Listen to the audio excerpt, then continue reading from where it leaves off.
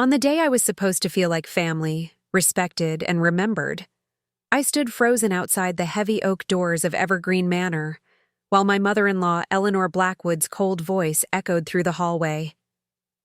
The Colemans aren't on the list. Harrison's instructions were very specific about who attends the will reading. My husband Blake squeezed my hand so tightly I could feel his wedding band cutting into my skin. Our son Max, just 13 and already too serious for his age, looked up at me with his grandfather's eyes, the same grandfather whose will was being read without us on the other side of those doors. Before we jump back in, tell us where you're tuning in from, and if this story touches you, make sure you're subscribed, because tomorrow I've saved something extra special for you. 20 years of Sunday dinners, holiday celebrations, and pretending not to notice Eleanor's subtle digs about my background, my parenting, my existence. And this was how it ended. Excluded from the room where Harrison Blackwood's final wishes were being revealed, as if we weren't family at all. The attorney, Mr. Winters, glanced down at his clipboard with practiced indifference. "I'm sorry, Mrs. Coleman. The instructions are quite clear." He didn't look sorry. He looked like a man who'd delivered this kind of news before, to other families standing in other hallways, waiting for inheritances that would never materialize. Blake stepped forward, his voice low, controlled in that careful way he had when trying not to cause conflict. "There must be some mistake. My father specifically told me." "There's no mistake," Eleanor interrupted, pearl necklace gleaming against her black mourning dress. She didn't even try to hide the satisfaction in her voice. "Harrison changed many things in his final months. Perhaps if you'd visited more often instead of focusing on that charity project of yours." The words hung in the air between us like poison.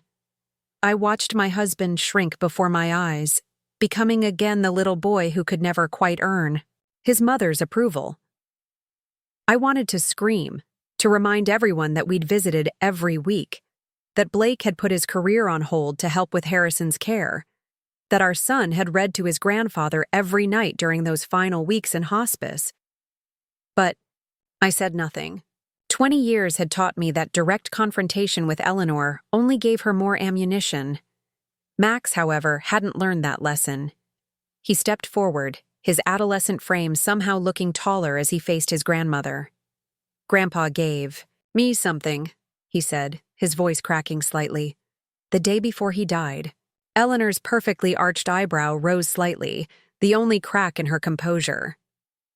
"Well, whatever trinket he gave you, it doesn't change today's proceedings."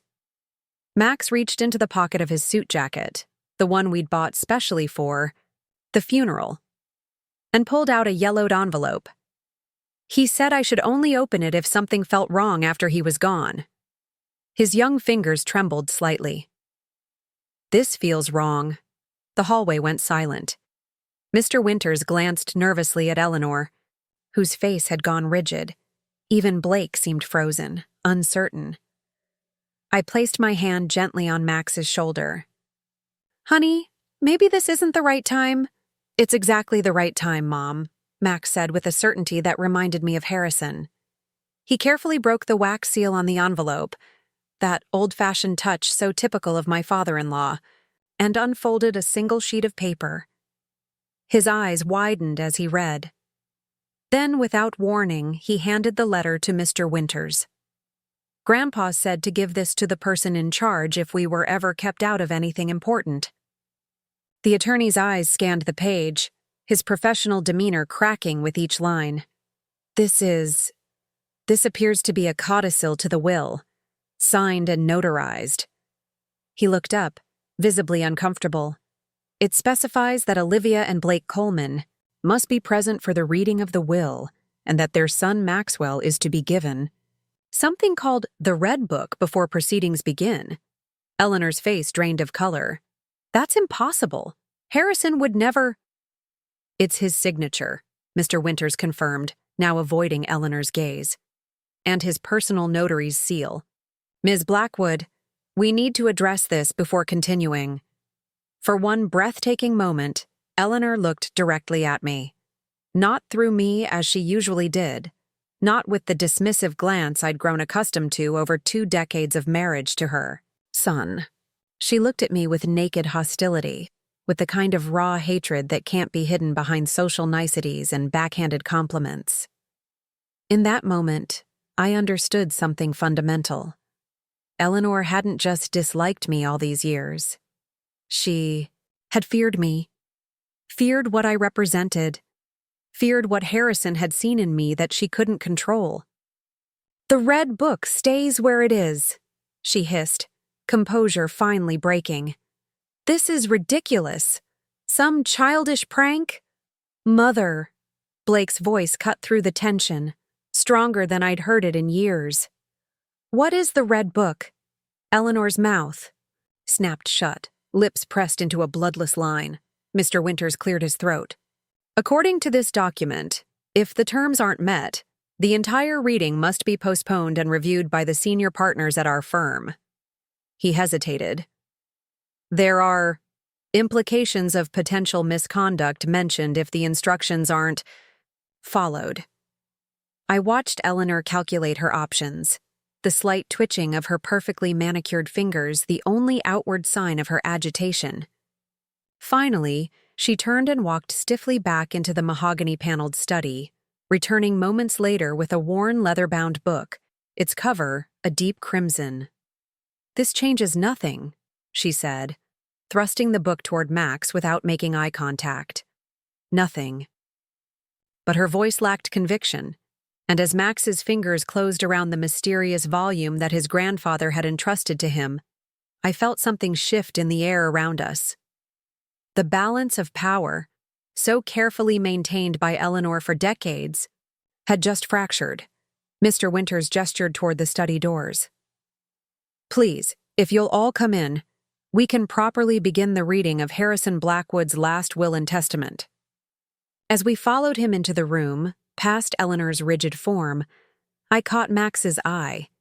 He looked both frightened and exhilarated, clutching the red book to his chest like armor. "What's in it?" I whispered. He shook his head slightly. "I don't know yet, but Grandpa told me it was the truth that Grandma never wanted told." His voice dropped even lower. He said when the time came, I'd know what to do with it. And as we took our seats among the surprised faces of the Blackwood family, with Eleanor glaring from the head of the table and the mysterious red book sitting heavily in my son's lap, I realized we were about to discover exactly what Harrison had meant, and why his wife had been so desperate to keep us away from this moment. Preparing and narrating this story took us a lot of time, so if you are enjoying it, subscribe to our channel. It means a lot to us. Now back to the story. The first rays of morning light filtered through the stained glass windows of Harrison Blackwood's study, casting jewel-toned patterns across the oriental rug where I now stood. My name is Olivia Coleman, though for 23 years I've been reminded in 1,000 subtle ways that I wasn't truly a Blackwood. I grew up in Millfield, the working-class neighborhood that the Blackwoods and their social circle only mentioned when discussing charity initiatives or property investments. I met Blake Blackwood during my final year at the State University, where I'd worked evenings and weekends to pay my tuition. He was guest lecturing in my advanced economics class, the youngest partner at his father's investment firm, with kind eyes that crinkled at the corners when he smiled. He asked thoughtful questions about my research presentation, and later, about my life over coffee that turned into dinner. Blake was different from his family, softer, more interested in the why of things than the how much. On our third date, he told me how he'd disappointed his mother by choosing finance instead of law, by wanting to help small businesses rather than manage family fortunes. But Dad understood, he'd said with a wistful smile. Dad always sees, beneath the surface. Harrison Blackwood became my champion long before I became his daughter-in-law. When Blake brought me to Evergreen Manor for the first time, Eleanor's Arctic welcome made it clear I wasn't what she'd envisioned for her only son. But Harrison had taken my hand in his weathered one, looked straight into my eyes and said, "So you're the woman who makes my son's voice change when he talks about his day." That simple observation, The fact that he'd noticed something so intimate about his son told me everything I needed to know about Harrison. We were married 8 months later in a ceremony that Eleanor insisted on planning to maintain certain standards. Harrison walked me down the aisle when my own father couldn't attend due to his failing health. "Family isn't about bloodlines," he'd whispered as we approached the altar. "It's about who you choose to love and protect." I'd thought it was just a kind gesture to a bride whose family was largely absent. I didn't realize then it was also a warning. Our son Maxwell arrived 2 years later, a serious baby with observant eyes who grew into a thoughtful child. Eleanor was politely distant as a grandmother, fulfilling obligations at birthdays and Christmas, with expensive gifts that never quite matched Max's interests. But Harrison, he transformed around Max, the stern patriarch becoming the grandfather who built elaborate model trains and taught chess with infinite patience. Growing up without wealth meant I noticed things about money that Blake took for granted. The way Eleanor's smile tightened when Harrison made donations to unnecessary causes. The hushed arguments behind closed doors about family legacy and responsibility. The separate accounts Harrison maintained that were never discussed at family dinners. Blake worked alongside his father, gradually taking on more responsibility as Harrison approached retirement age. They shared a vision for ethical investment that sometimes put them at odds with the more traditional board members. "My father built something meaningful," Blake would tell me after difficult meetings. "I won't let it become just another soulless money machine." When Harrison was diagnosed with congestive heart failure 3 years ago, the family dynamics shifted. Eleanor became his gatekeeper, scheduling his appointments, managing his medications, controlling who could visit and when. Blake pushed back gently, insisting on being involved in his father's care decisions. I watched my husband navigate this battlefield of his childhood, always trying to maintain peace while standing his ground. Max developed a new routine with his grandfather, visiting after school to read aloud from Harrison's favorite books or simply sit quietly doing homework while the old man rested. "He doesn't make me talk when I don't want to," Max explained when I asked about these visits. "He says silence between people who understand each other is its own kind of conversation." 6 months ago, Harrison's condition worsened dramatically. Blake took leave from work, and we adjusted our family schedule to provide support. Eleanor remained a constant, immovable presence, watching us with suspicious eyes whenever we were alone with Harrison. "Mother has always been protective," Blake would explain, though the furrow between his brows deepened with each passing week. It was during this time that Harrison began speaking to Max more urgently during their visits. I noticed them whispering, their conversations stopping abruptly when others entered the room. When I asked Max about it, he shrugged with the practiced nonchalance of a 13-year-old. "Just Grandpa's stories," he said, though something in his expression suggested more. The last time we saw Harrison conscious was on a Tuesday evening. The hospice nurse had just finished adjusting his medication, and Eleanor had reluctantly left to speak with Harrison's longtime estate attorney who had arrived unexpectedly. Blake stepped out to take an urgent call from the office, leaving Max and me alone with Harrison. His hand, paper-thin skin stretched over prominent bones, reached for Max with surprising strength. "Remember what I told you," he whispered, his voice raspy but clear. "The letter. The book." His eyes, clouded with medication but still sharp with purpose, shifted to me. "Olivia, you were always smarter than she gave you credit for. When the time comes, trust yourself." Before I could ask what he meant, Eleanor returned, face flushed with anger. She took one look at us gathered around Harrison's bed and announced that he needed rest. We were ushered out despite Blake's objections. Harrison Blackwood passed away in his sleep that night. The patriarch of one of the city's oldest families was gone, leaving behind a legacy of philanthropy, business innovation, and a family fractured by tensions few outsiders ever glimpsed. The funeral was a carefully orchestrated affair, with Eleanor selecting who would speak and what would be highlighted about Harrison's life. Blake delivered a heartfelt eulogy that made me cry, focusing on his father's quiet wisdom and unwavering ethical compass. Eleanor sat in the front row, back straight, accepting condolences with practiced grace.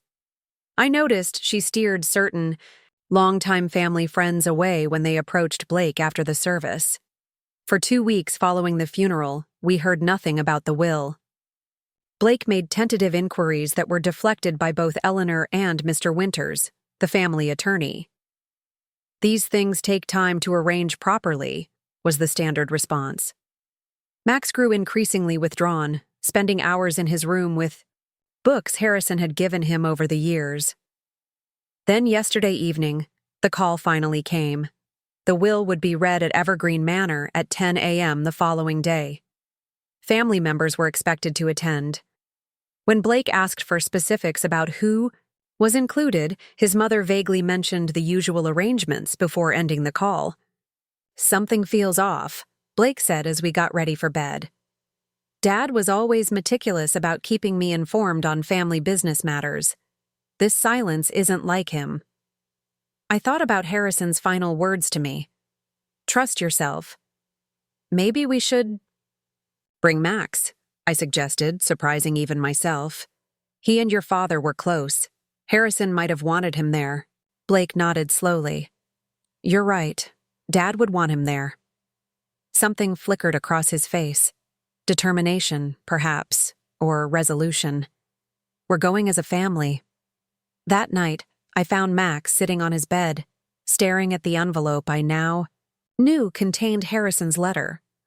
"Grandpa said I'd know when it was time," he said without looking up. "I think tomorrow is the time."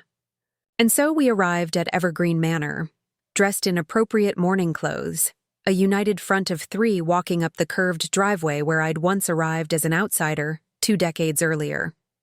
Max clutching an envelope in his pocket, Blake holding my hand a little too tightly, and me, still hearing Harrison's final words echoing in my mind as we approached the house where Eleanor waited, unaware that her carefully constructed plans were about to unravel.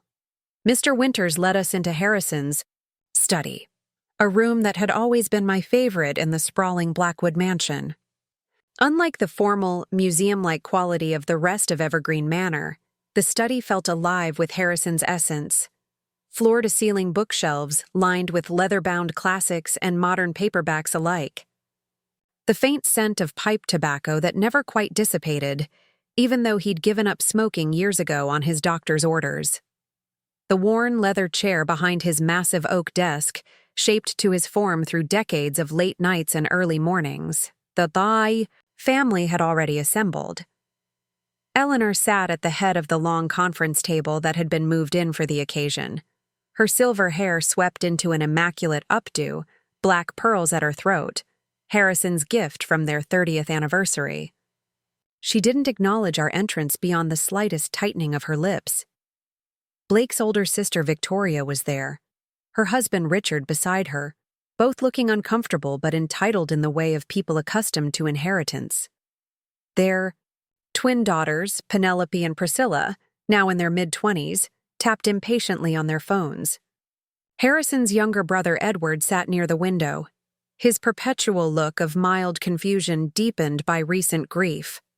Eleanor's personal assistant, Marguerite, hovered nearby with a notebook, though what she needed to record at a private family will reading was beyond me. 2 partners from Harrison's firm, men I recognized but whose names always escaped me, occupied the corner seats, their presence marking the blurred lines between family and business that had always characterized the Blackwood Empire. "What is she doing here?" Victoria stage whispered to her mother, not bothering to lower her voice enough to prevent me from hearing. "And with the child?" "Unexpected additions?" Eleanor replied with practiced smoothness, though her glare could have frozen running water. "Mr. Winters has allowed certain accommodations." I felt Max stiffen beside me. Blake placed a steadying hand on his son's shoulder, guiding us to the 3 empty chairs on the far side of the table, as distant from Eleanor as the seating. Arrangement allowed. I noticed Max kept the red book partially concealed in his lap, one hand resting protectively on its worn cover. Mr. Winters cleared his throat, placing his briefcase on the table with deliberate precision. Before we begin, I must clarify that today's proceedings are somewhat unusual. His discomfort was visible in the way he adjusted his tie repeatedly. A codicil to Mr. Blackwood's will, previously unknown to our firm until today, has introduced additional requirements. Victoria leaned forward. What requirements? Father's estate planning has been managed by your firm for decades. How could there be unknown elements? Harrison was a private man, Mr. Winters replied carefully. Even from his legal representatives, it seems. He glanced at Max, then quickly away. The codicil specifies that before the formal reading can commence, young Mr. Coleman must be allowed to present certain information contained in a document referred to as the Red Book. The room erupted in muffled exclamations. Eleanor's voice cut through the chaos. This is highly irregular. The boy is 13. Whatever game Harrison was playing, it's not a game, grandmother, Max said, his voice surprisingly steady despite the slight tremor in his hands. Grandpa told me this was important, that it was about truth. Truth, Eleanor scoffed. Harrison became sentimental and confused toward the end. Surely we don't need to indulge childhood fancies at a legal proceeding. Mr. Winters adjusted his glasses. The codicil is quite specific, Ms. Blackwood. If these conditions aren't met, the entire will is to be held in abeyance for a period of 90 days, during which time a full audit of the Blackwood family holdings would be conducted by an independent firm. The silence that followed was heavy with implication. Victoria and Richard exchanged alarmed glances. The firm partners shifted uncomfortably. Even Edward looked up with sudden interest. Eleanor's complexion had gone ashen. An audit? Harrison would never suggest such a thing. It would expose proprietary business strategies, disrupt operations, which is precisely why I recommend we proceed according to the codicil's instructions. Mr. Winters interrupted with uncharacteristic firmness. He turned to Max. Young man, you may proceed. Max looked at me, uncertainty momentarily overtaking his resolve. I nodded slightly, trying to project a confidence I didn't entirely feel. Whatever Harrison had set in motion, he had trusted my son to be part of it. That was enough for me. Max placed the red book on the table and opened it carefully. The pages were yellowed with age, filled with Harrison's distinctive handwriting, the same precise script that had signed birthday cards and school excuse notes over the years.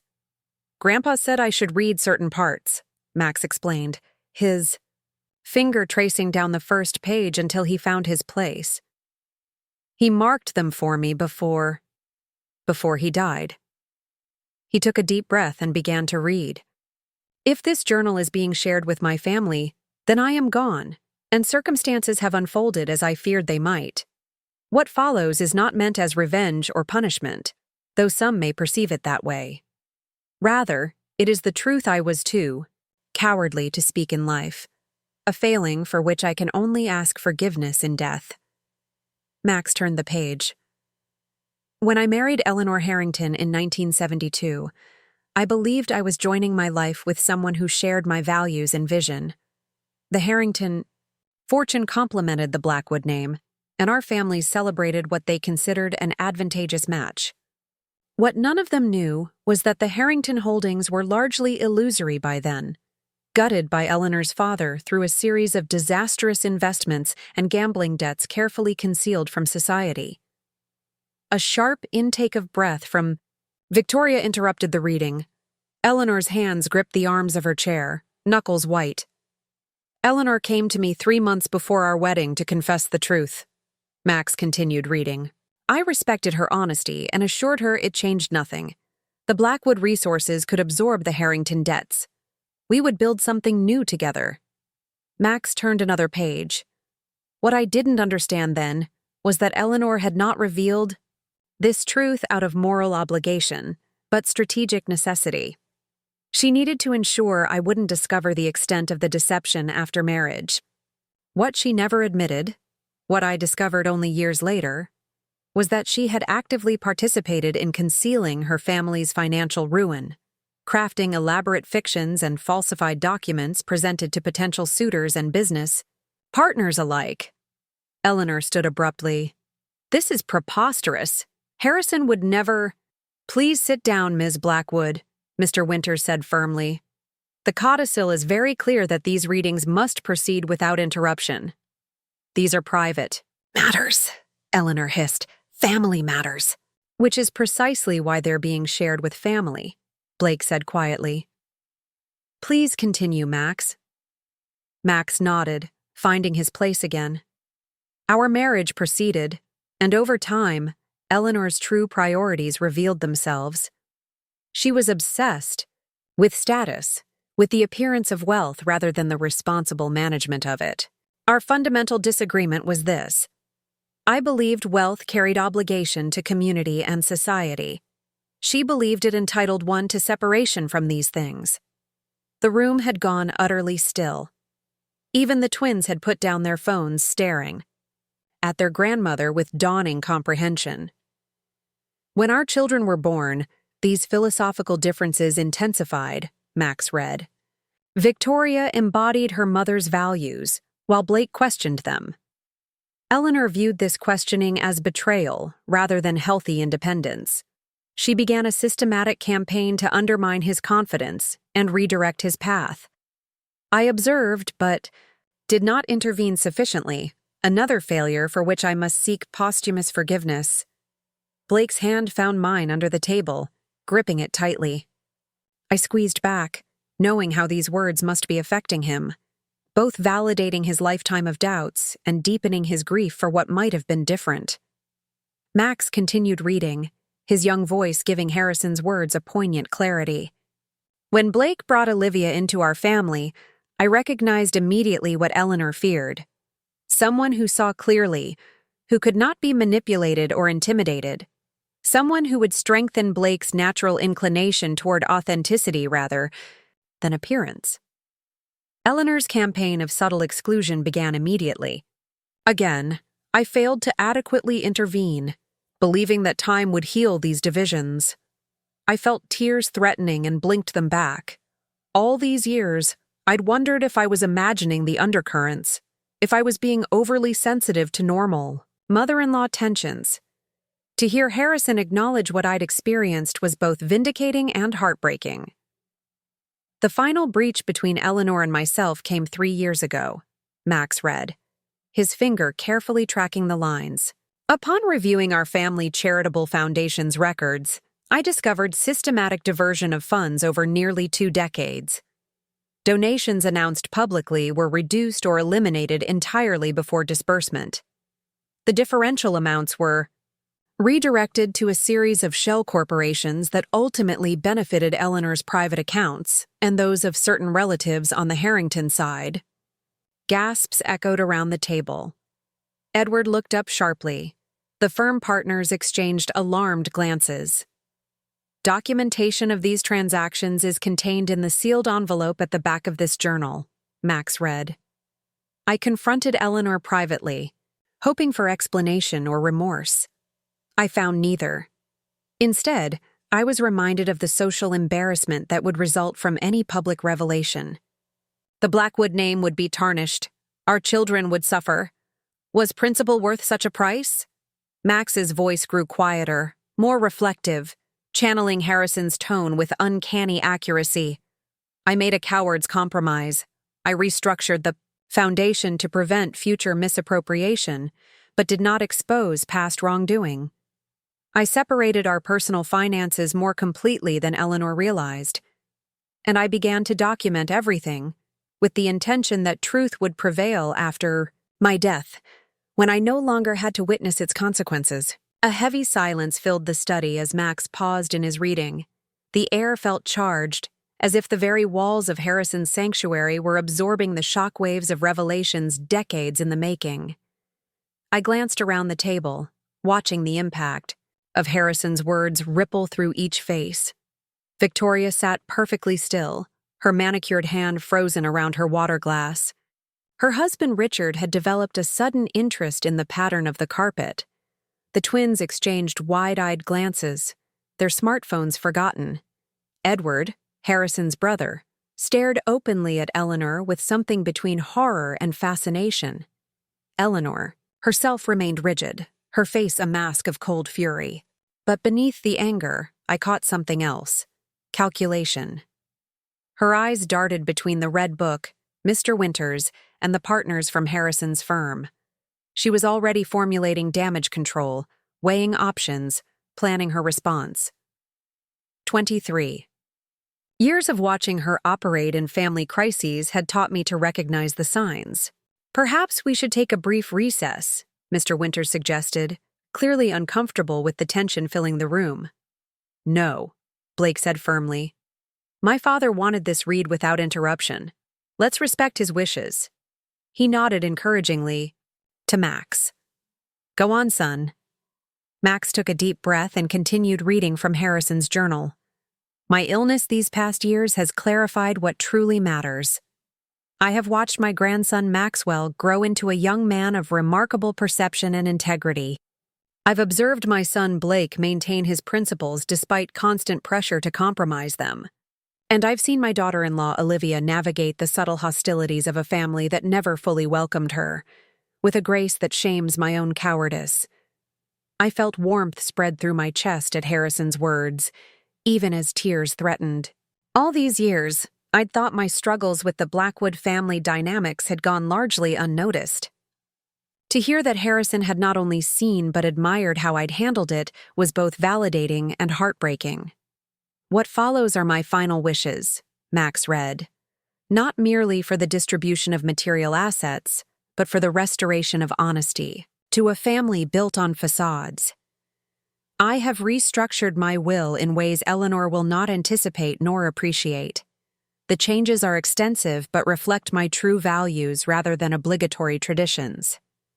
Max flipped to a page marked with a thin red ribbon.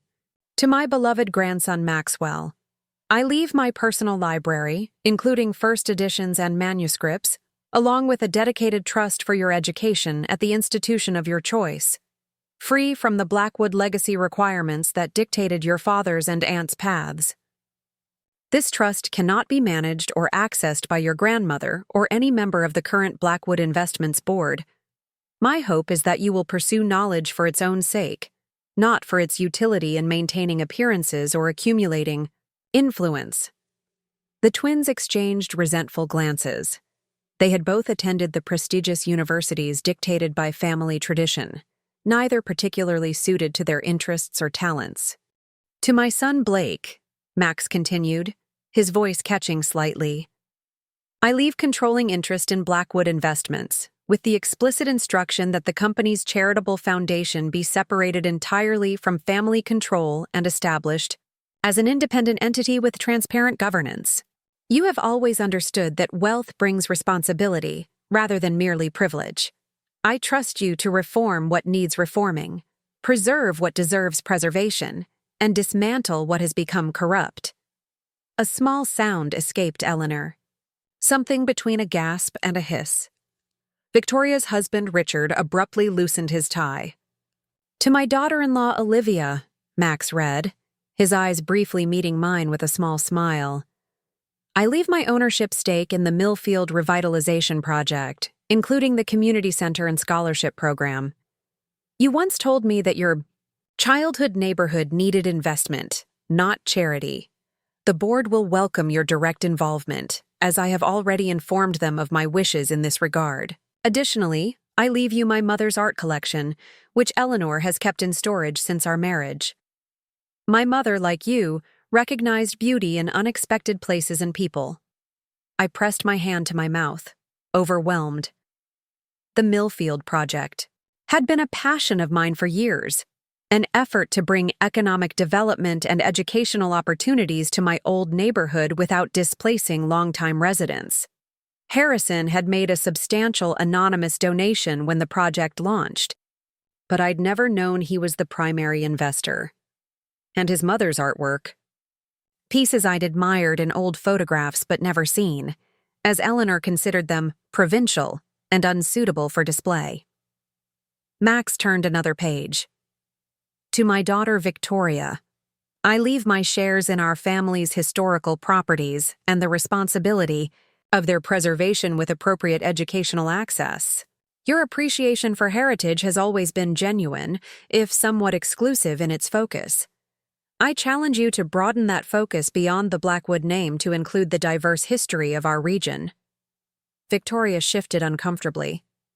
Her passion for family history had always centered on the Blackwood contributions to local development, conveniently overlooking the less savory aspects of how certain properties had been acquired during the city's industrial expansion. To my brother Edward, I leave our father's original shipping company, now primarily a real estate holding entity. You have always found joy in the practical aspects of business rather than its expansion. The company's current management team should continue with your oversight rather than direct intervention. Edward nodded slightly, seeming relieved that his role would be limited. To Eleanor, Max read, his young voice somehow hardening around the name. I leave the family home, Evergreen Manor, with the stipulation that it cannot be sold or substantially altered for 25 years. You have always defined yourself through this house and its standing in society. It seems fitting that it remains your domain, though with significantly reduced financial resources for its maintenance. Eleanor's face flushed with anger. Reduced resources? What exactly does that mean? Mr. Winters cleared his throat. Perhaps if we allow Maxwell to finish the reading, those details will become clear. Max nodded and continued. The bulk of my liquid assets, investments, and holdings not specifically designated above will transfer to the newly independent Blackwood Foundation, with the explicit mission of addressing systemic inequality in our community through education, healthcare, and economic opportunity initiatives. The Foundation Board will include community representatives alongside family members, with Blake serving as chair for the initial 5-year period. Eleanor slammed her hand on the table. This is outrageous. The Foundation has always been under family control. Harrison can't possibly mean to put our resources in the hands of outsiders. They're not outsiders, Mother, Blake said quietly. They're the community we've always claimed to serve while keeping at arm's length. Dad is simply closing that gap. This will destroy everything we've built, Victoria interjected. The Blackwood name, our position. Is that position built? On actual contributions or just carefully managed perceptions? I asked, finding my voice for the first time since entering the room. Harrison seems to believe there's a difference. Max pressed on, his voice strengthening. I have instructed my attorneys to include detailed documentation of the financial irregularities I discovered within the Foundation's previous operations. Should any challenge be made to these terms, that documentation will become part of the public record through the probate process. I take no pleasure in this failsafe, but I will not allow my lifetime's work to be undermined by the same deceptions that have characterized too much of our family's history. Eleanor's face had gone, completely white. The implied threat was clear. Challenge the will, and her decades of financial manipulation would become public knowledge. Finally, Max read, turning to the last marked page, I wish to address what may seem like harshness toward Eleanor. Our marriage has been a complex negotiation between vastly different values systems. I do not claim moral superiority. My greatest failing has been silence in the face of actions I knew were wrong. I chose family peace over honest confrontation more times than I can count. In doing so, I enabled behaviors that ultimately harmed those I most wished to protect. Max paused, looking up briefly. Even at 13, he seemed to understand the weight of what he was reading. A man's final reckoning with his life's compromises. I loved Eleanor once for her strength and determination, he continued reading. Those qualities did not diminish over time, but they were channeled into maintaining appearances rather than building substance. My hope is that these arrangements will finally free her from the exhausting charade of perfection she has maintained, at such cost to herself and others. Tears shimmered in Victoria's eyes, whether from anger or recognition I couldn't tell. Eleanor remained stone-faced, though her hands trembled slightly against the polished mahogany table.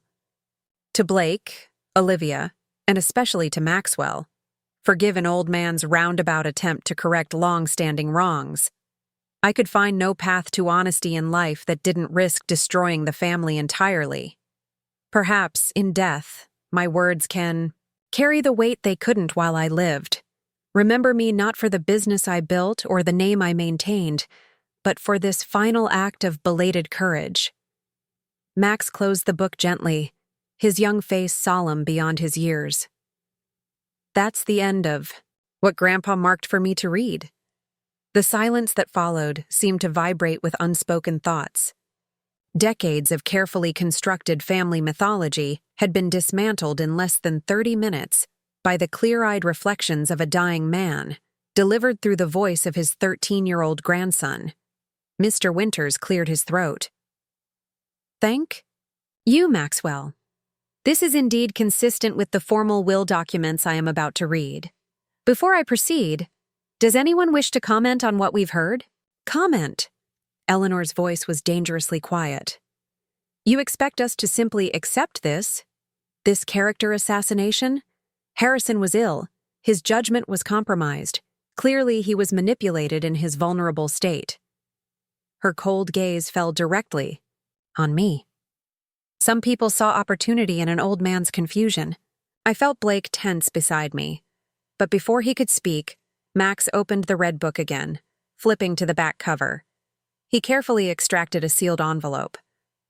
Grandpa said you might say that, he said, with a simplicity that cut through the tension. That's why he recorded this 3 years ago, when his doctors confirmed he was still of sound mind. He left it with his personal attorney, not the family firm. He handed the envelope to Mr. Winters. It's a video, I think. Mr. Winters accepted the envelope with visible relief, as if grateful for tangible evidence to support the unorthodox proceedings. He carefully broke the seal and removed a small USB drive. We can view this on the display system, he said, moving toward the built-in cabinet that concealed Harrison's state-of-the-art presentation equipment. Another incongruity of Harrison Blackwood, a man who appreciated both century-old first editions and the latest technology. As Mr. Winters connected the drive to the system, Eleanor rose from her seat. This is absurd. Harrison was not himself. In his final years, whatever he recorded was clearly influenced by what, Mother? Blake interrupted, his voice unnaturally calm. By whom? Are you suggesting that my 13-year-old son somehow manipulated his grandfather into rewriting his will? Or perhaps you think I did? Or Olivia? Eleanor's gaze hardened. You've never understood how vulnerable your father was to certain influences. His sentimentality was always his weakness. His compassion was his strength, I countered quietly. There's a difference. The large screen on the wall flickered to life, and suddenly Harrison Blackwood was looking at us from his desk in this very study. The timestamp in the corner read September 17th, 2022, exactly 3 years before his death, when his diagnosis was still recent but his faculties entirely intact. He looked tired but resolute, his silver hair neatly combed, wearing the navy cardigan he'd always favored for important family discussions. If you're watching this, Harrison began, his voice steady and clear, then I am gone and certain. Contingencies have become necessary. He adjusted his reading glasses, a familiar gesture that made my heart ache with fresh grief. I am recording this statement of my own free will and sound mind, as my physicians can attest.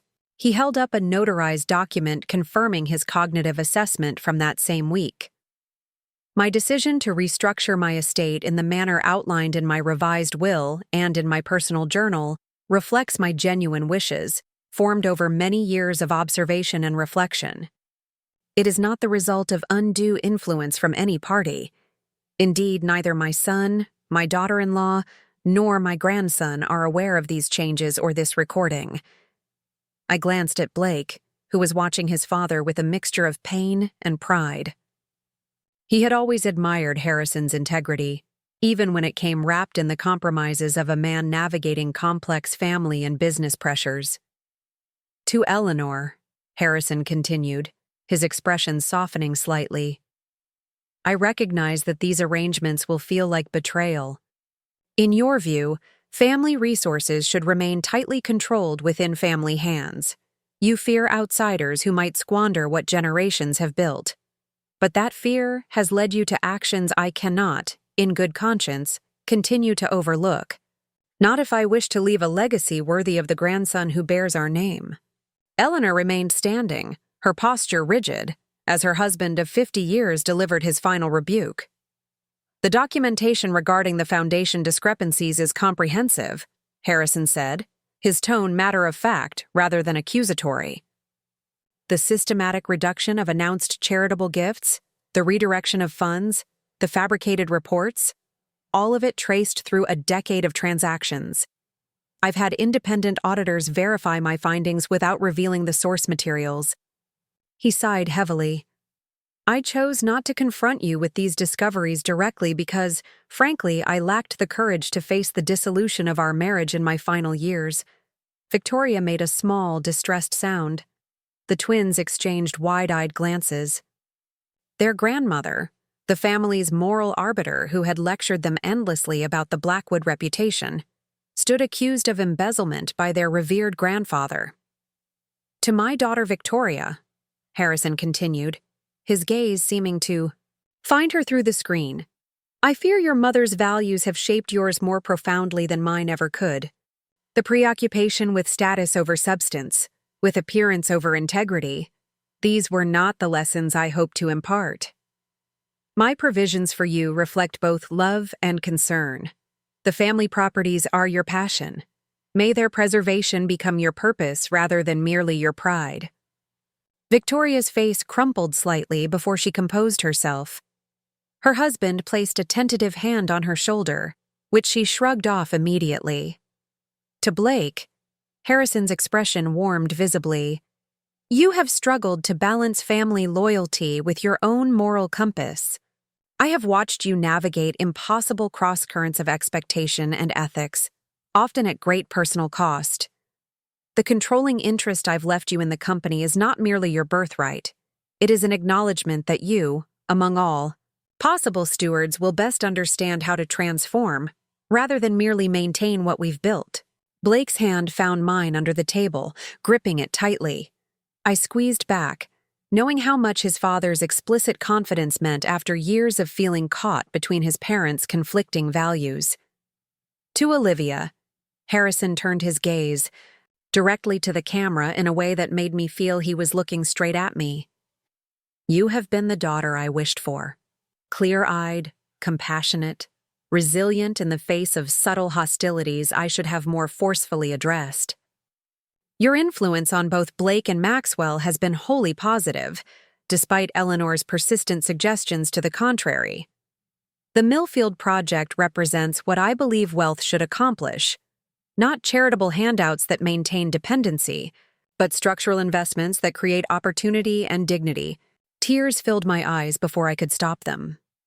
For 23 years, I had navigated the Blackwood family as an outsider, constantly working to prove my worth while being reminded of my different background.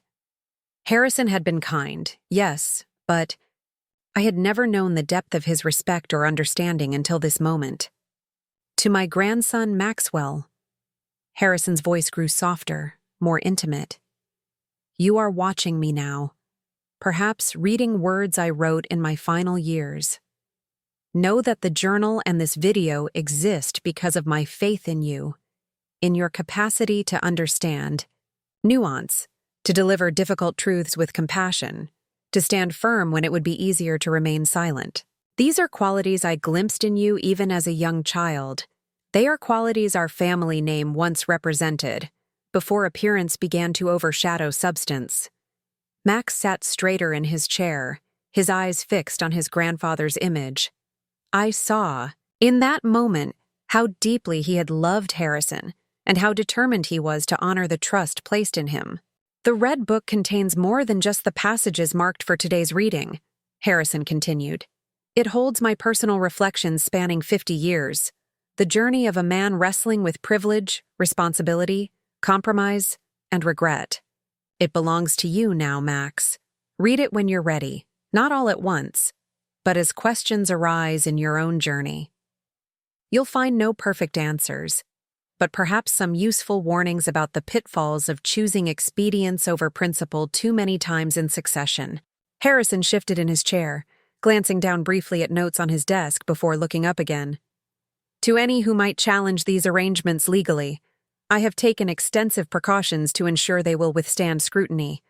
The documentation regarding the foundation irregularities has been placed with 3 separate attorneys, with instructions to release it publicly should any claim of diminished capacity or undue influence be filed. I do not wish to tarnish the Blackwood name, but neither will I allow my final wishes to be subverted by the same patterns of manipulation that have characterized too much of our family history. Eleanor finally sank back into her chair, the fight visibly draining from her posture. The implied threat was too direct, the evidence apparently too damning to risk a public challenge. I have lived a life of material comfort and social privilege, Harrison said, his voice taking on a reflective quality. But comfort and privilege extract their own costs when maintained through compromise and calculated silence. My greatest regret is not speaking these truths while I lived, not creating the opportunity for genuine reconciliation, however unlikely it might have been. He removed his glasses, rubbing the bridge of his nose in a gesture so familiar it made my chest ache. This was Harrison as we had known him. Thoughtful, somewhat weary, always carrying the weight of responsibilities both acknowledged and unspoken. To those hurt by these revelations and decisions, I can only offer the inadequate apology of a man who chose the easier path too often, for too long.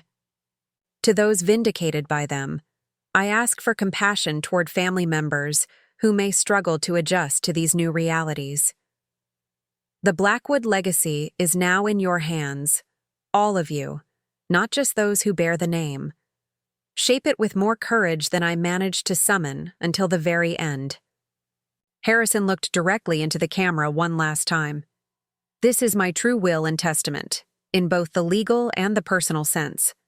I am of sound mind and free from any external pressure. I have considered these decisions carefully over many years.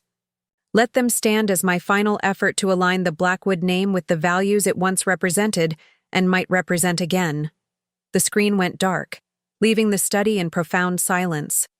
Harrison's presence seemed to linger in the room, not the frail man of his final months, but the clear-eyed patriarch who had finally found the courage to speak difficult truths. Mr. Winters cleared his throat. I believe this addresses any concerns about Mr. Blackwood's capacity or influences at the time these changes were made. He returned to his seat, opening his briefcase to remove the formal will documents. Unless there are objections, I will proceed with the official reading. Eleanor remained silent, her face unreadable. Victoria dabbed at her eyes with a monogrammed handkerchief. The twins whispered to each other until their father silenced them with a sharp look. Edward simply stared out the window, seemingly lost in his own thoughts. Blake's arm moved around Max's shoulders, pulling our son close in a gesture of pride and protection. Max leaned into his father's embrace, still clutching Harrison's red book, a tangible connection to the grandfather who had entrusted him with such an important role. As Mr. Winters began reading the formal legal language of the will, I found myself studying Eleanor's face. Beneath the mask of dignity and restraint, I caught glimpses of something unexpected. Not just anger or humiliation, but a profound weariness. For the first time, I wondered about the weight she had carried all these years, maintaining the facade Harrison had described. How exhausting it must have been to orchestrate such elaborate deceptions, to live in constant fear of exposure. It didn't excuse her actions or her cruelty, but it offered a glimmer of understanding I hadn't expected to find on this day of revelations. The formal reading of Harrison's will continued for another hour, the legal language confirming everything revealed in his journal and video testimony. Mr. Winters methodically detailed trust arrangements, asset transfers, and contingency provisions, with the precision expected of Blackwood family counsel. The atmosphere in the study remained tense but subdued, as if Harrison's video had drained the fight from even Eleanor. When Mr. Winters finally closed his portfolio and announced, "This concludes the reading of Harrison Blackwood's last will and testament," no one immediately moved. The weight of what had transpired seemed to hold everyone in place, a family frozen at the moment of transformation, uncertain how to proceed into this new reality. Victoria broke the silence first. "Mother," she said, her voice uncharacteristically tentative, "did you really? I mean, the foundation funds—" Eleanor's gaze cut toward her daughter with such sharpness that Victoria physically recoiled. "This is hardly the appropriate venue for such discussions."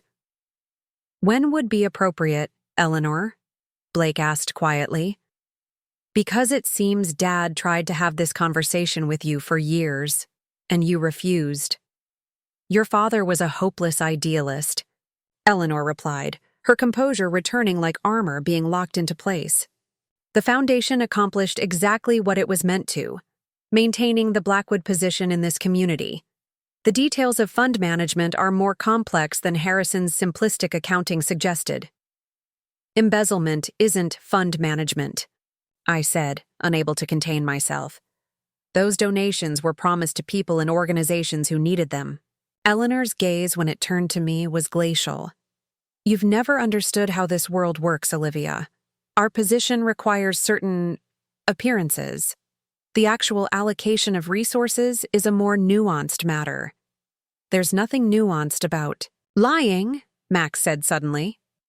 Everyone turned to look at him, surprised by the clarity and confidence in his young voice. "Grandpa's journal explains exactly what happened. You announced donations that were never fully made. You created fake reports. You took money meant for other people." Eleanor flinched slightly, perhaps at hearing her actions described so plainly by her grandson. "Maxwell, you are 13 years old. You cannot possibly understand." "I understand right from wrong," Max interrupted, his chin lifting slightly in a gesture so reminiscent of Harrison that I saw several people around the table react to it. "Grandpa made sure I did." A strange expression crossed Eleanor's face, something almost like grief, quickly masked by annoyance. "Harrison always did have a flair for drama," she said dismissively. "This entire spectacle is unnecessarily theatrical." "Perhaps," Mr. Winters interjected diplomatically, "we should adjourn for today. The provisions of the will are clear, and implementation will begin immediately. I've prepared individual summaries for each beneficiary detailing their specific inheritances and responsibilities." He began distributing folders from his briefcase. "This isn't over," Victoria declared, accepting her folder without opening it. Father's mental state was clearly compromised. His medications, his illness. "Did you not watch the same video I did?" Blake asked incredulously. "Dad recorded that 3 years ago, with medical certification of his competence, and he created multiple safeguards against exactly this kind of challenge." "The company board won't stand for this restructuring," Richard spoke up for the first time, his corporate attorney instincts clearly engaging. "The separation of the foundation, the governance changes. The board will follow the legal directives of the controlling shareholder," Blake replied evenly. "Which, as of today, is me." Eleanor stood abruptly. "This family is tearing itself apart exactly as I always feared it would. Harrison has ensured maximum damage to everything we've built." She gathered her purse with trembling hands. "If you'll excuse me, I find I need some air." She moved toward the study door with careful dignity, her spine straight despite the visible tremor in her fingers. No one moved to stop her or offer comfort. Not Victoria, not Edward, not even the loyal Marguerite. The lifetime of carefully cultivated allegiances seemed to have evaporated in the face of Harrison's posthumous revelations. As the door closed behind Eleanor, the room exhaled collectively. Victoria immediately turned to Mr. Winters. "I want to review every document, every trust provision, every transfer instruction. There must be grounds for challenge that don't trigger Father's evidence release." "You can review everything, Victoria," Blake said wearily. "But Dad meant what he said. He's protected his wishes from exactly this kind of manipulation." Victoria gathered her things, her husband and daughters falling in line behind her. "This isn't finished, Blake. Father may have left you controlling interest, but there are other stakeholders to consider." She paused at the door. "Mother deserves better than this public humiliation." After they departed, Edward approached awkwardly. "Never thought Harrison had it in him," he said, shaking his head in bewilderment. "All these years, Eleanor running everything, everyone dancing to her tune. And all along, my big brother was keeping score." He patted Blake's shoulder.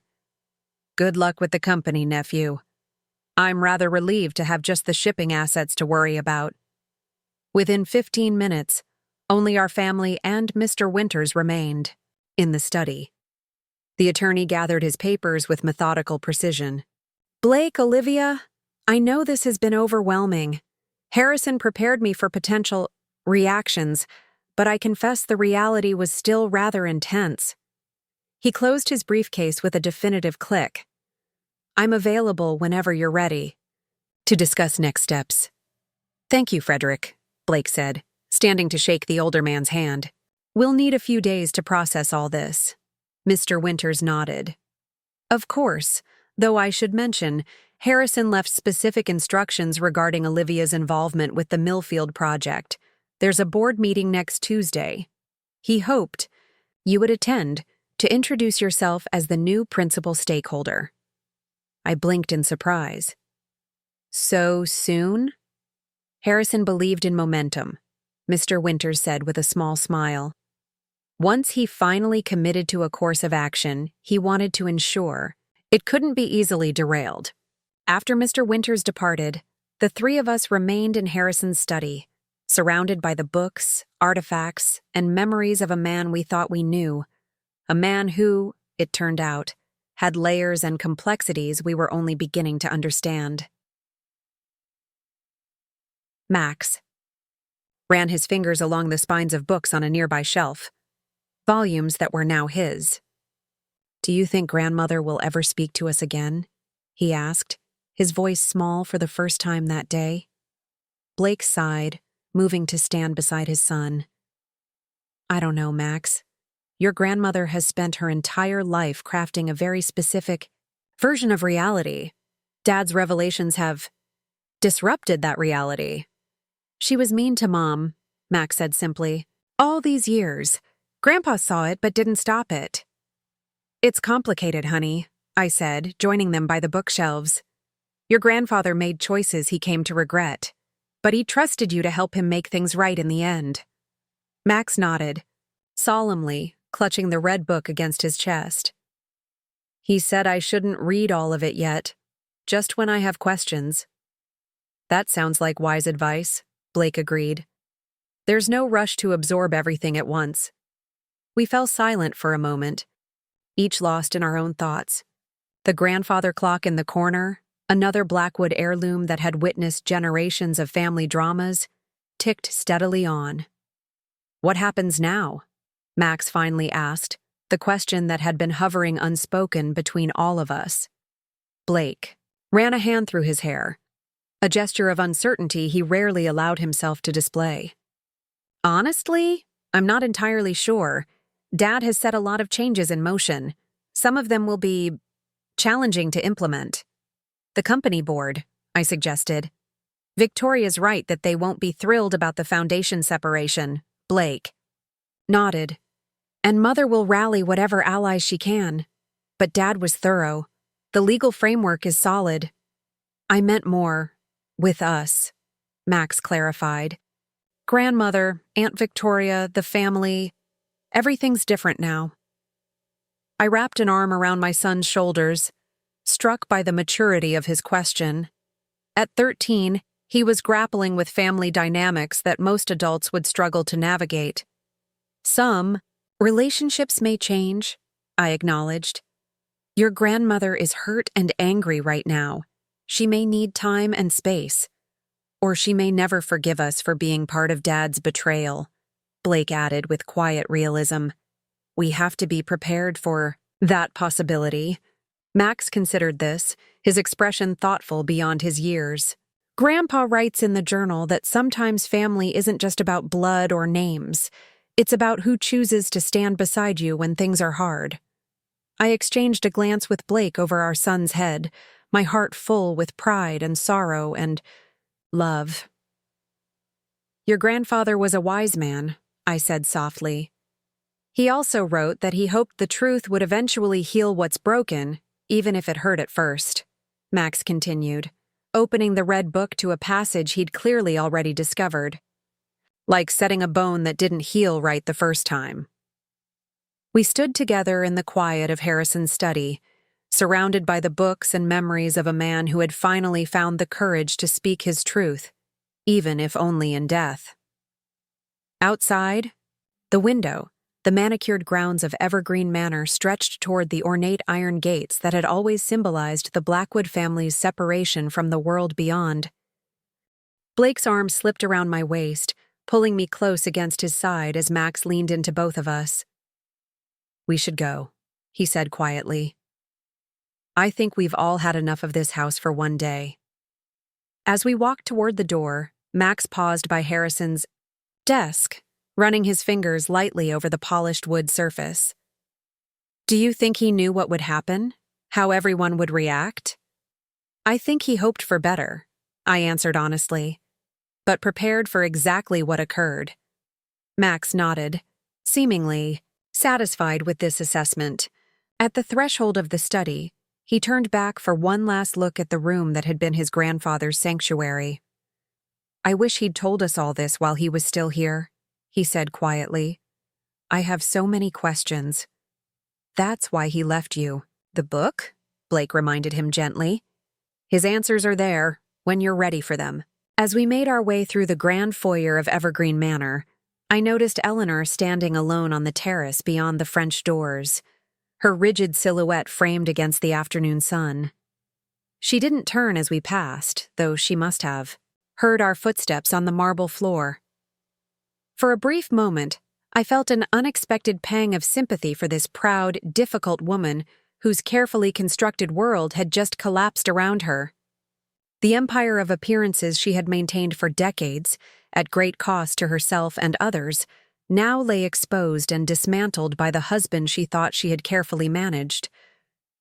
But then I remembered the baby bottle with its cruel note. That hadn't been included in Max's reading. The 1,000th small cruelty in a campaign that had spanned my entire marriage. The whispered comments about my background, my parenting, my worthiness to bear the Blackwood name.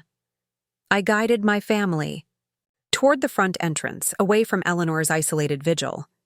Whatever remorse or understanding I might feel for my mother-in-law's situation, her choices had finally met their consequences.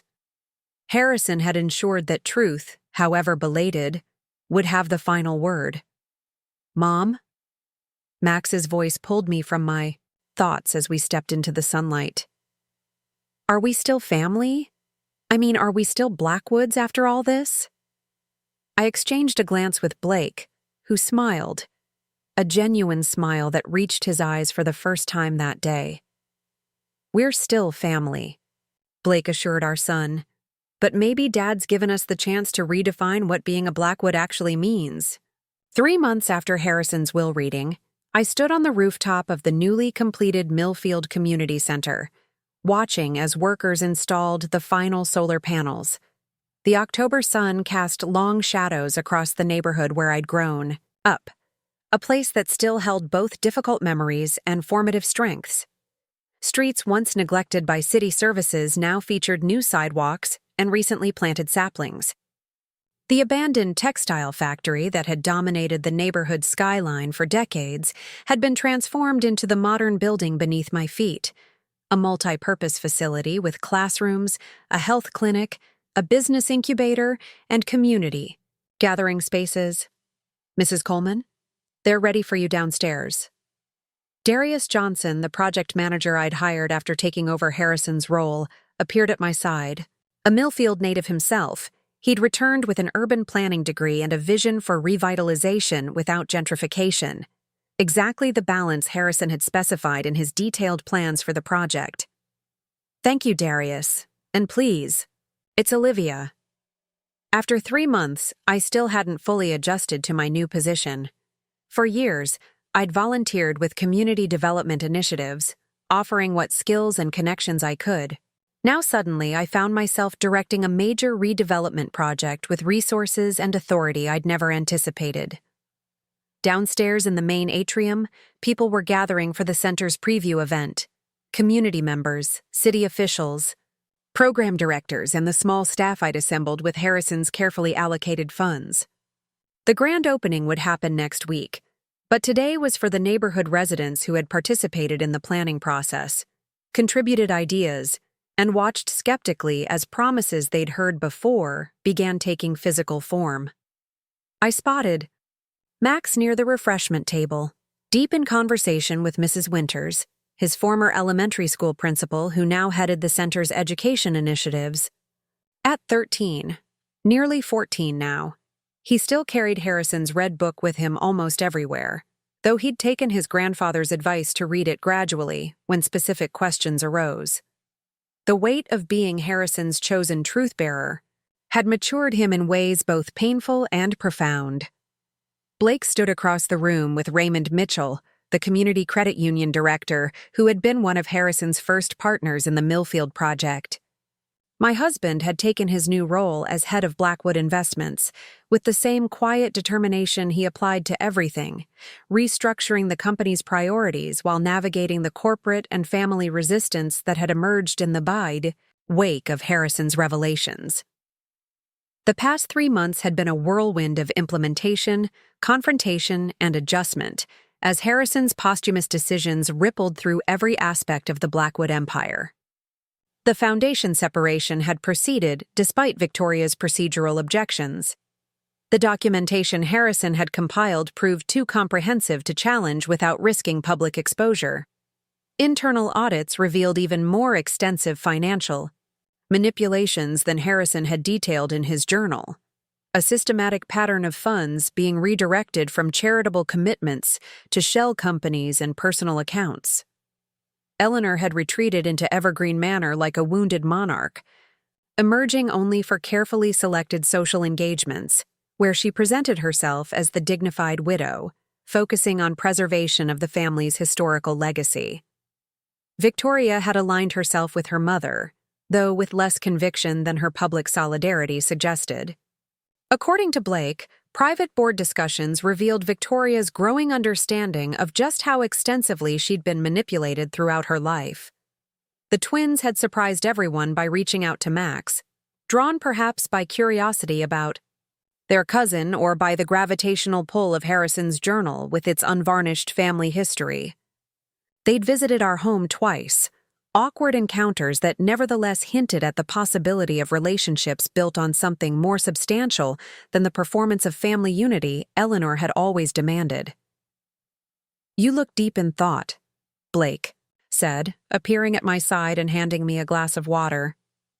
"Everything okay?" I smiled, leaning slightly against his shoulder. Just taking it all in. 3 months ago, I never imagined standing here like this. Dad always saw more in people than they recognized in themselves, Blake replied, his gaze sweeping across the gathering. He saw this potential in you long before the will reading. Before I could respond, the center's doors opened to admit an unexpected visitor. Conversation throughout the atrium faltered as Eleanor Blackwood stepped inside, impeccably dressed in a tailored charcoal suit that managed to suggest mourning while avoiding its explicit statement. Her silver hair was arranged in its usual, perfect coif, her posture regal despite her 73 years. This was the first time she had appeared at any event connected to Harrison's new initiatives. Since the will reading, she had declined all invitations to discuss the foundation restructuring, the company's new direction, or any of the projects Harrison had designated for family involvement. Her communication had been limited to formal responses through attorneys. The room's atmosphere tensed instantly. Community members who recognized her from newspaper photographs whispered among themselves. Staff members who understood the Blackwood family dynamics exchanged concerned glances. Max, spotting his grandmother from across the room, straightened perceptibly, his hand moving instinctively to the red book tucked into his jacket pocket. I felt Blake's body stiffen beside me. "I'll handle this," he murmured, moving toward his mother with the careful diplomatic approach he'd perfected through years of family navigation. But Eleanor bypassed her son entirely, moving with determined grace directly toward me. The crowd parted before her like water around the prow of a ship. When she stopped, barely 3 feet separated us, the closest we had stood since Harrison's funeral. "Olivia," she said, her voice carrying in the suddenly silent room. "I believe. Congratulations are in order.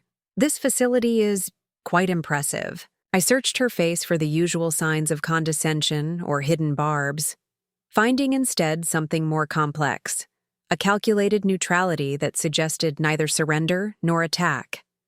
"Thank you, Eleanor," I replied carefully.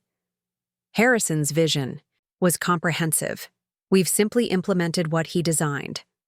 A flicker of something, pain, acknowledgement, crossed her features before the composed mask returned. "Yes, my husband was always thorough in his planning." She glanced around the atrium, taking in details with the assessing eye I'd grown to recognize over 2 decades. "Though I see your influence as well. The art installation, the reading nooks, those bear your signature rather than his." I nodded, unsure where this conversation was heading, but unwilling to reject what appeared to be an olive branch, however fragile. Harrison left room for adaptation. He understood that community needs evolve. Eleanor's gaze shifted to Max, who had moved to stand protectively near his father.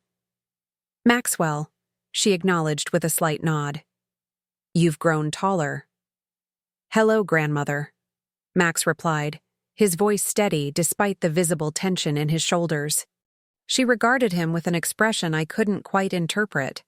Something between wariness and reluctant respect. "I understand you've started at Westridge Academy this fall. Your grandfather attended preparatory school there as well." "I know," Max said. "It's in his journal. He didn't like it much at first." A surprising short laugh escaped Eleanor before she could suppress it. "No, he didn't. Harrison was quite miserable until he joined their debate team." She smoothed an invisible wrinkle from her sleeve. "He could be quite persuasive when he found his voice." Blake moved closer to our son, placing a supportive hand on his shoulder. "Mother, we weren't expecting you today. Is there something specific that brings you to Millfield?" Eleanor drew herself up slightly, her dignity almost a physical force. Around her, "I received the Foundation Board meeting minutes. The scholarship program launching here next month bears Harrison's name." She turned back to me.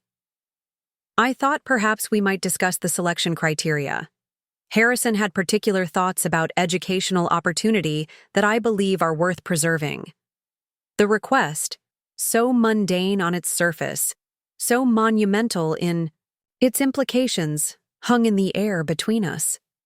This was Eleanor Blackwood, keeper of appearances and architect of exclusions, proposing collaboration on a program designed to open doors her social circle had spent generations keeping firmly closed. "I have the program documents in my office," I said after a moment's consideration. "We could review them now if you'd like." Eleanor nodded once, crisp and decisive. "That would be acceptable." As I led her toward the administrative suite, I caught Blake's eye over her shoulder. His expression mirrored my own internal confusion, cautious optimism tempered by well-earned wariness. This was, after all, a woman who had spent decades perfecting the art of strategic engagement. In my new office, a bright space with windows overlooking the neighborhood rather than the city skyline visible from the Blackwood corporate headquarters, Eleanor took the offered seat with characteristic poise. "Before we discuss the scholarships," she said before I could retrieve the relevant files, "there is something I should address." She placed her handbag precisely on her lap, hands folded atop it in a gesture that suggested both control and vulnerability. "Harrison's journal contains many truths. I do not dispute his accounting of events." I remained silent, sensing she had rehearsed this speech, and interruption might derail whatever difficult admission she had come to make. "What the journal cannot convey is context," she continued. "I came from a family in financial ruin, hiding behind a name that no longer carried the substance society believed it did. Every decision I made was informed by the terror of returning to that precarious position." Her gaze met mine directly, without its usual superiority. "This does not excuse my actions, but perhaps explains a perspective Harrison never fully understood, despite his considerable insight." "Why tell me this now?" I asked quietly. Eleanor's fingers tightened almost imperceptibly around her handbag. "Because despite everything, Harrison valued truth above comfort in his final accounting. Because Maxwell deserves to understand the full complexity of his inheritance, not just Harrison's perspective, but the complete picture." She paused. "And because this project represents something I have finally come to recognize as worthy of the Blackwood name, though it looks nothing like what I envisioned that name should protect." It wasn't an apology, not directly. Eleanor Blackwood was unlikely to ever speak the words "I'm sorry" to me or anyone else. But it was an acknowledgement, perhaps the closest thing to reconciliation possible after decades of entrenched hostility. "The scholarship criteria," I said after a moment, accepting her statement for what it was, "were actually drafted by Harrison and refined through community input. I'd welcome your thoughts on implementation."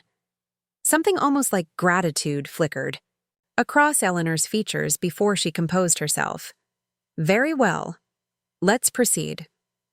An hour later, we emerged from my office with several practical amendments to the scholarship process, Eleanor's organizational precision proving valuable even as she accepted the program's fundamental inclusivity. Blake and Max were waiting in the atrium, trying not to appear as anxious as they clearly felt. "Everything all right?"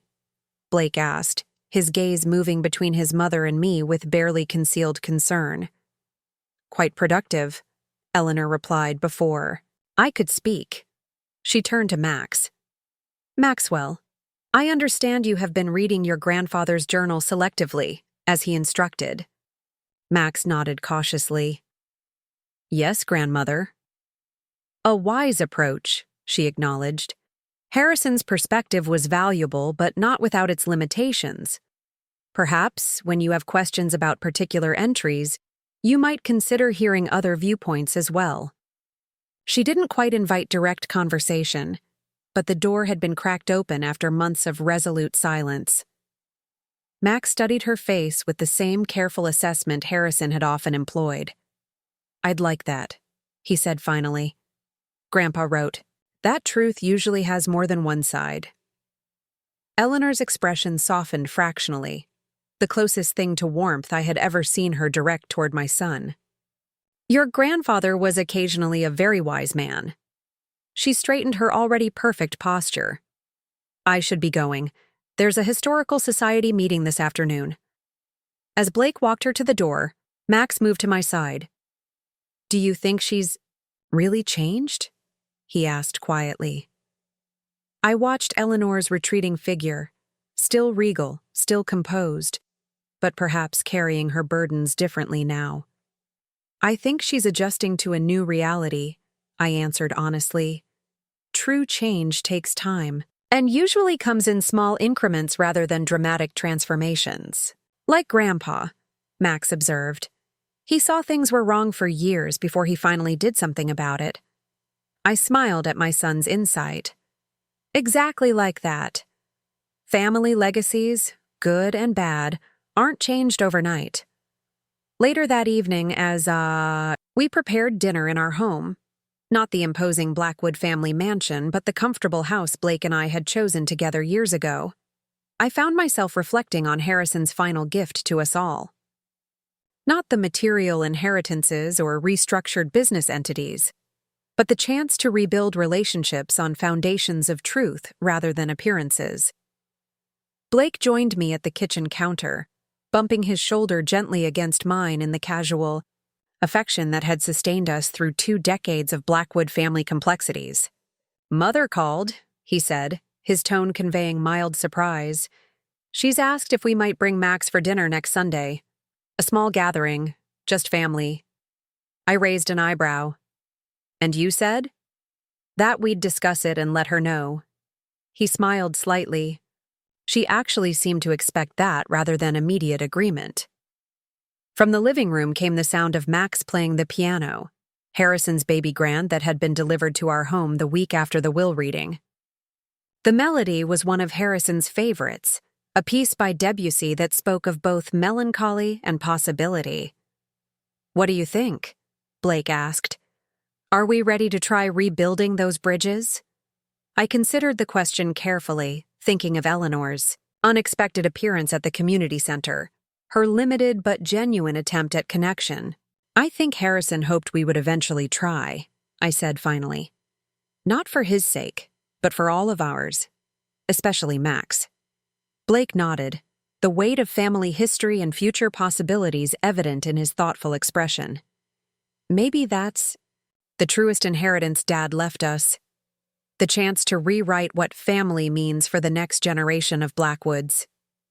As Max's music filled our home, the melancholy notes giving way to something more hopeful in the composition's final movement, I found myself grateful for Harrison's belated courage. The path forward wouldn't be simple or straight. Eleanor's ingrained patterns wouldn't vanish overnight. Victoria's alignment with her mother might never fully shift. The wounds of decades couldn't be healed with a single conversation or gesture. But Harrison's secret letter, entrusted to my son at exactly the right moment, had cracked open a door that had seemed permanently sealed. Truth, however painful in its revelation, had created space for something new to emerge from the carefully maintained facades of the past. "Sunday dinner," I agreed, leaning into my husband's embrace. "But we bring dessert. Something Max and I will make together. Something that isn't on the approved Blackwood menu." Blake laughed quietly. "Sounds perfect. Small revolutions, one family dinner at a time." As the last notes of Debussy faded into comfortable silence, I felt a sense of completion that had eluded me through all my years of navigating the Blackwood family dynamics. Not because all conflicts were resolved or all hurts healed, but because we were finally engaged with reality rather than carefully constructed illusions. Harrison's red book sat on our living room bookshelf now, not hidden away like a family, secret, but present as a resource, a history, and a reminder that legacy is something continuously shaped by choices both large and small. And perhaps that was Harrison's greatest gift to his grandson, not the answers to all family questions, but the understanding that truth, however delayed, creates possibilities that deception never can. Up next, you've got 2 more standout stories right on your screen. If this one hit the mark, you won't want to pass these up. Just click and check them out.